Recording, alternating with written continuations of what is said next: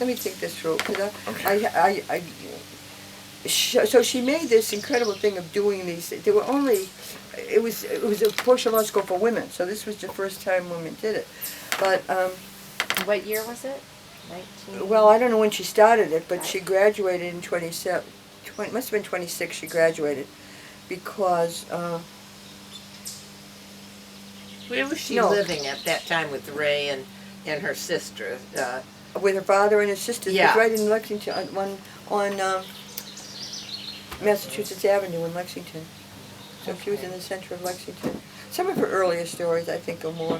Well, I guess the reason I'm ambivalent about this is that certainly she made this extraordinary effort and difficulty of doing the classes. And one of the only old classes she talks about was Professor O'Keefe, who was having a talk, and she had to stand up and hold hold your neck up so that you can speak. It was elocution lessons that he did. And in fact, his daughter was a sister in Notre Dame afterwards.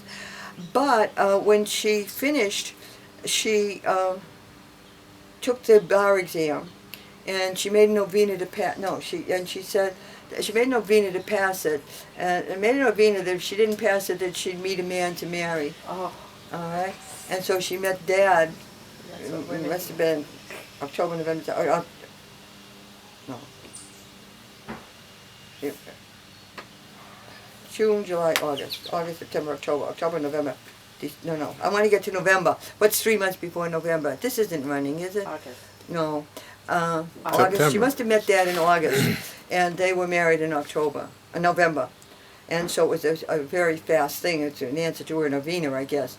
But one of the things that she did try to take she did not pass the exam, of course, and then she tried to take it again, and I think some other things happened that made it difficult, and she didn't.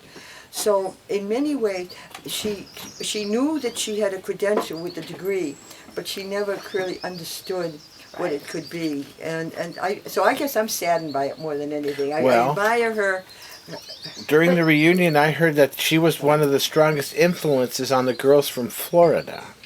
That they went and pursued what she was trying to pursue, and they completed what was so strongly. Well, look at 4 of her nieces are lawyers. All right, that's a better way to tell it. But I guess it was a sense that she really didn't understand it, and because she was thrilled that the banks would give her a job as a clerk because she had her law degree. You know, I mean, but it gives you a sense of a person who she was, because not many women did that. No, they didn't even go try to pursue a law degree. Right. It gives you a sense, but I think it was the time that she did it. It wasn't. Yeah. You know. She was. How many siblings were in her family?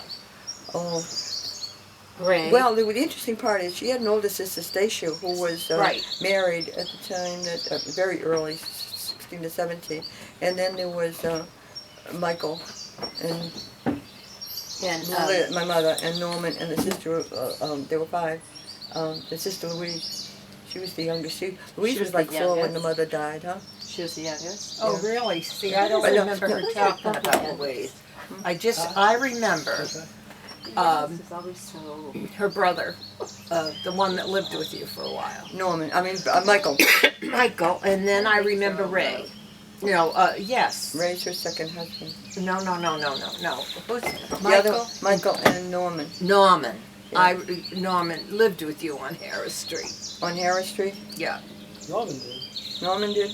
Yes, I remember Norman did. Yeah. That's right. I remember stories of Norman, though. Yeah. and actually, I spent a lot of not a lot, but visited a lot with Norman. Norman married. Both of those brothers turned out to be very great life. They both found women that cared for them, and after very difficult lives. Yeah. That in the end they were beautifully cared for. But your mom took care of those. She did. Oh, her brothers. she did. Yeah. Right. There wasn't a room that wasn't let on Harris Street on 56, was it? How many rooms were in that house? I will not talk about that, please. I didn't know there Grandma. Can I tell the story about how when we got married, Do you want to tell some stories? No. No. I think About how we took over 24